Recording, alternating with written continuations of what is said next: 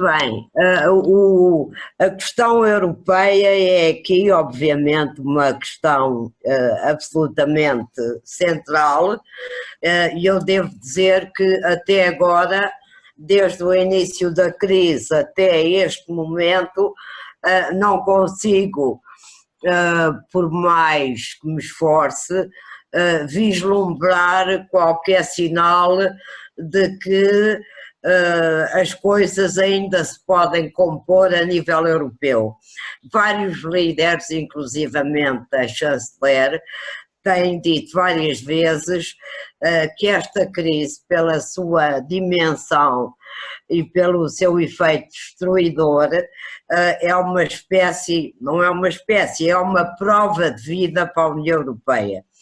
Eu acho que isto é rigorosamente verdade, não é uma frase feita, uma força de expressão, não é nada disso, acho que é mesmo assim. E ou há uma inversão rápida do caminho que a União Europeia tem estado a tomar, quer a nível do combate à pandemia, quer ainda mais acentuadamente ao nível da resposta económica e social a esta crise, não vejo qualquer sinal de que as coisas possam melhorar em breve. Havia hoje, como sabem, uma reunião do Eurogrupo, depois da de ontem, que não chegou a nenhuma conclusão da interrupção que o Mário Centeno decidiu para fazer contactos bilaterais e agora para retomar a reunião esta tarde. A última informação que eu tenho é que a reunião ainda não começou, leva neste momento 3 horas de atraso em relação ao seu início, o que não me parece ser propriamente um bom sinal.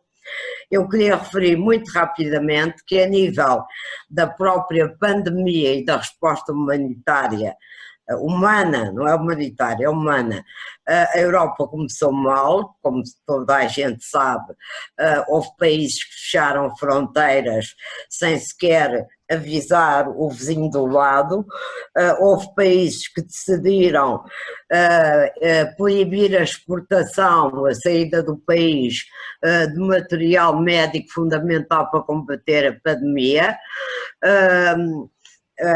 Quando a Itália estava no auge da aflição e pediu ajuda, não ouviu aquela velha frase, somos todos italianos, ouviu a frase, ninguém quer ser italiano, e isto marcou profundamente a Itália e vai ter, não tenham qualquer dúvida, já se vê nas sondagens um efeito político verdadeiramente devastador para a Itália, país fundador e terceira economia do euro.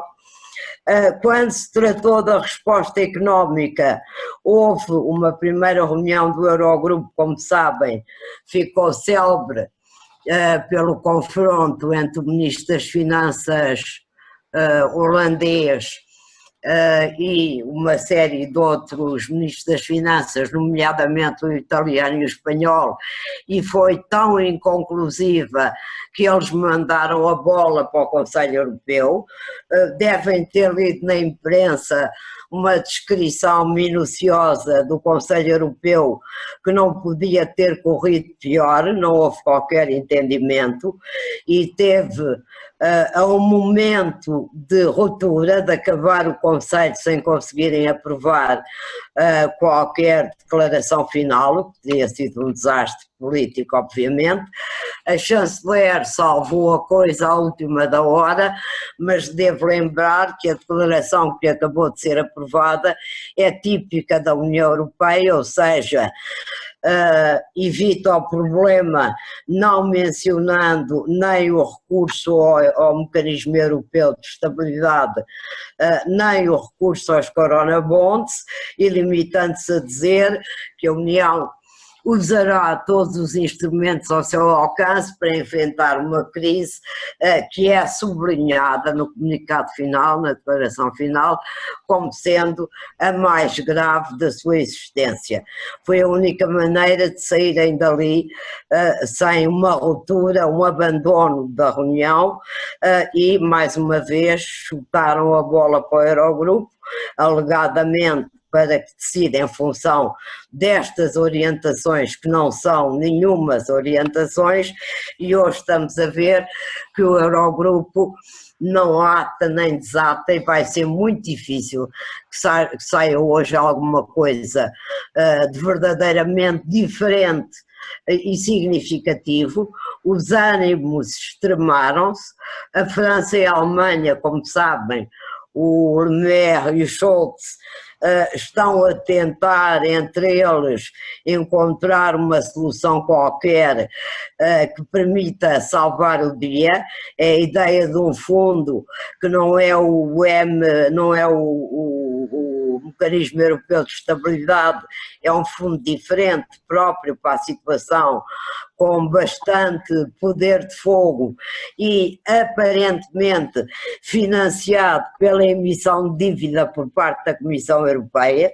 Isto é o que se fala, ainda não há nada de concreto, mas apesar de tudo não há o mínimo sinal de que a Europa vá reagir em conformidade com a dimensão da crise. Até agora têm aumentado as divisões. A Holanda pode de facto ser o maior contribuinte líquido para o orçamento da União Europeia.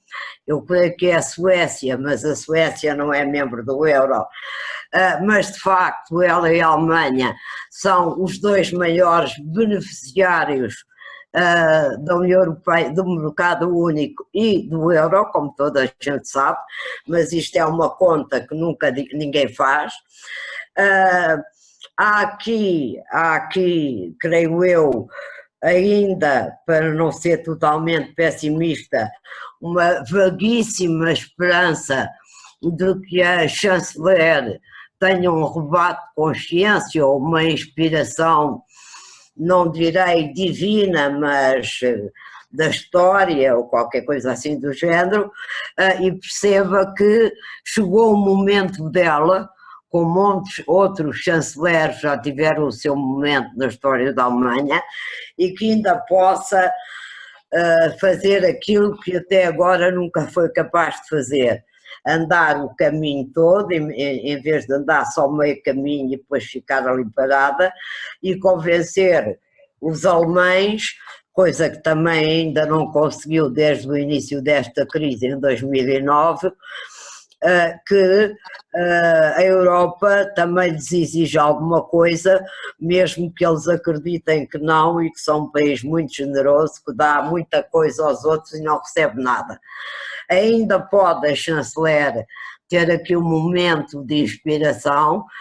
Eu tenho muitas dúvidas, não é esse o historial da chanceler nos últimos anos, embora ela tenha qualidades indiscutíveis e valorize, seja, creio eu, ainda uma europeísta bastante convicta, mas creio que hoje, como nunca, a sorte da Europa está nas mãos dela e não creio que essa sorte esteja propriamente garantida neste momento.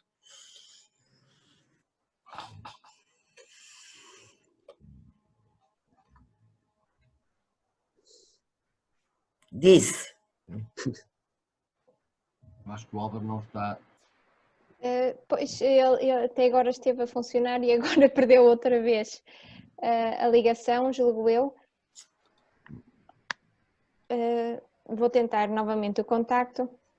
Só posso dizer uma coisa? Força, claro. Só antes do Francisco falar, só queria sublinhar que, embora o Conselho Europeu seja hoje indiscutivelmente quem manda na União Europeia com tal poder de decisão, a Comissão não tem feito melhor figura.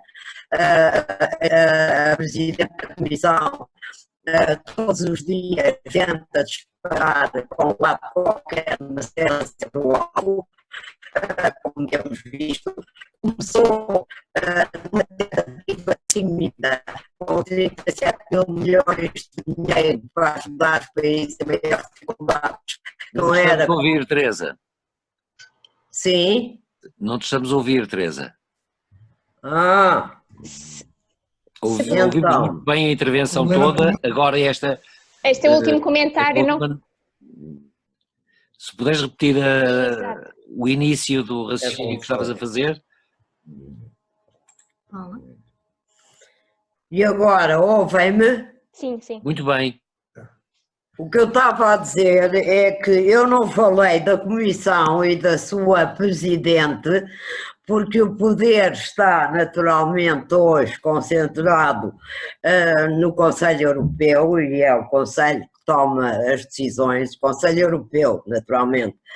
Mas a Comissão, ou a Ursula von der Leyen, não tem sido propriamente mais felizes na sua atuação e estão muito longe de conseguir liderar, nem que fosse pela palavra, mesmo que não fosse por atos, esta crise.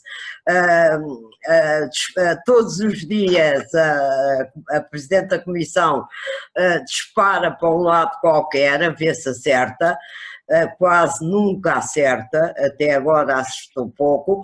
Começou com uma intervenção muito tímida, prometendo 37 mil milhões para os países em mais dificuldade, o que é uma quantidade além de exígua.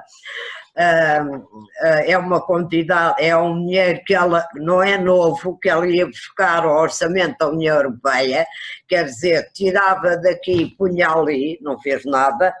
A proposta dos 100 mil milhões de euros para um hipotético seguro de desemprego para ajudar já teve muitas voltas, neste momento não sabemos exatamente o que é. Insisto muito em que acionou a cláusula de exclusividade do Pacto de Estabilidade e Crescimento em relação ao déficit, eu diria, e suspendeu a proibição das ajudas de Estado, eu diria que se limitou a constatar o óbvio. Não imagino o primeiro-ministro italiano a pensar: ai meu Deus, já terei passado os 3%, deixa-me cá não salvar mais vidas, porque não posso furar o déficit. É completamente ridículo. Portanto, constatou o óbvio e legalizou aquilo que já estava a ser feito.